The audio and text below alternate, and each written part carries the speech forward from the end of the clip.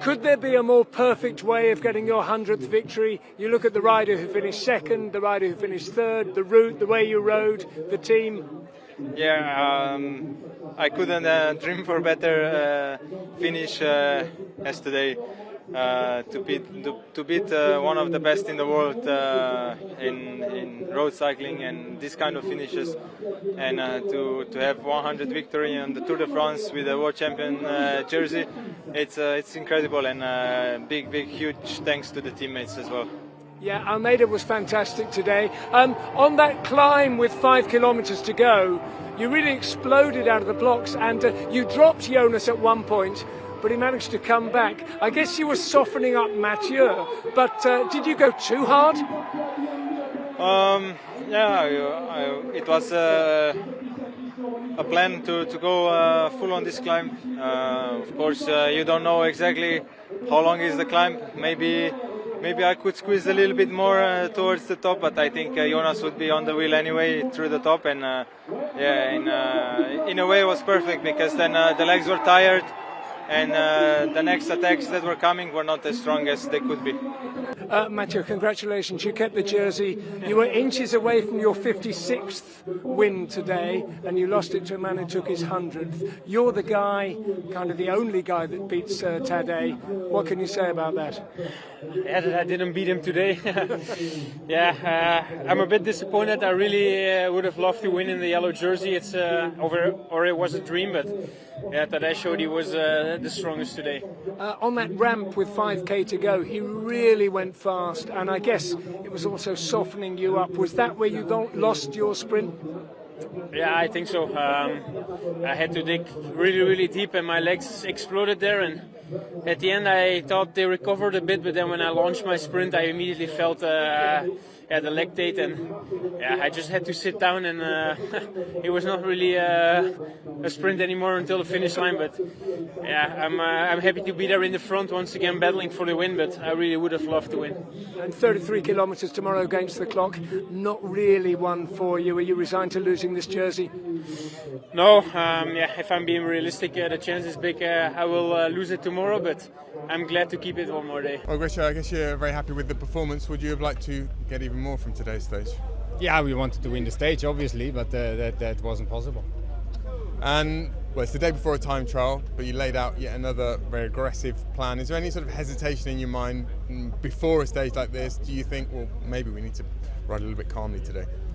No, every day is an important day in the Tour, and you have to be sharp every day, and today was one of the days where we certainly knew we have to be right up in front there in the final. We wanted to hit the final descent in front in order to get to the final climb with a lot of guys. The boys did that perfectly, and then UAE went full gas on the climb. Tadej attacked, and that was of course not part of our plan, but part of their plan, and they did it super well. So in the end, we have a deserved winner, and we are happy that Jonas could counter the attack, and that our guys were up there. But we would have rather have, of course, a sprint with Wout as well. But that was not possible.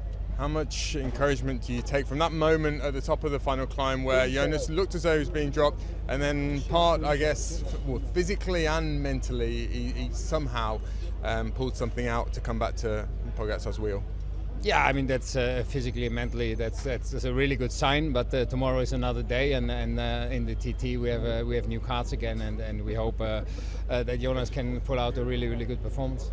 And just last one on the time trial. Obviously we saw Jonas take time off Tadej in the Dauphiné. Do you expect him to take time tomorrow? No, I don't think so. I think it will be, hopefully they will be close to each other. It's not a time trial that suits Jonas really well.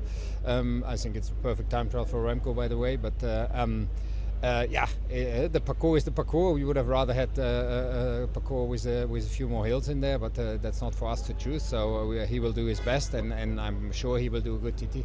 Do you know the time gaps? We don't know the time gap to you from the favorites there, but I guess these gaps aren't good, but then you're still riding your way into this first phase of the Tour?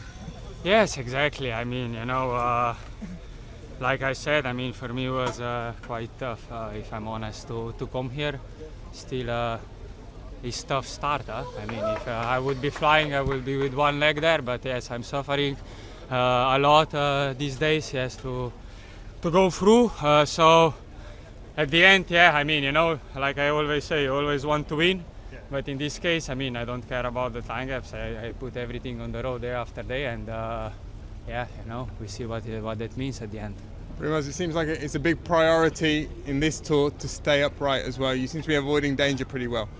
Yeah, don't say too fast or too loud. I'll be quiet, but yeah, I mean, like I said, it would be for sure also nice to come in Paris, no? Long time no see. What do you expect from yourself in the time trial tomorrow? Because you will still be one of the favourites. Yeah, looking to how the guys are going, I don't really think so. I mean, they're super fast and strong. But yeah, tomorrow is a new day. You never know, you know, how it will be. Definitely, the point is I will give everything, and we see. Primoz, at which point do you start adjusting your goals and maybe think about stage wins as opposed to the general? I mean, I would never really, how you say it, pushed away a stage win, no? But it's not easy, huh? I mean, you need to have first of all the legs. So yeah, I mean, if I would have it, I would definitely go for it. You were rightfully happy the other day, but how are you feeling right now? Words that I won't say on TV, but no, I really went to the limit there on that climb. But yeah, it's always good to be up with the front guys, I think. Yeah, it's what I can say right now. And we're just going into that final climb, the final kilometre. What was the sort of plan? What was the film you had in your head? What were you trying to do there? Before the stage, if I was in a position, then try and be first or second into that final corner. But it was really on the legs in that final K, and that's all I had. Oscar, how was it to find yourself in that company in the final? Yeah, it's pretty cool. I mean, it doesn't get much bigger than this in terms of races and competitors, so it's nice to prove to myself that I can be there right at the top. Was there any bit of you thinking that you could use that underdog role going into the final? Oh, I was completely dead, to be honest. When it's fast and flat like that, I'm never going to stay away, especially with Jorgensen and Almeida there. They're really strong riders in their own right, and so when they're doing a job for their leaders, then I didn't have much of a chance. Good job. Thanks, Oscar. Thank you, mate.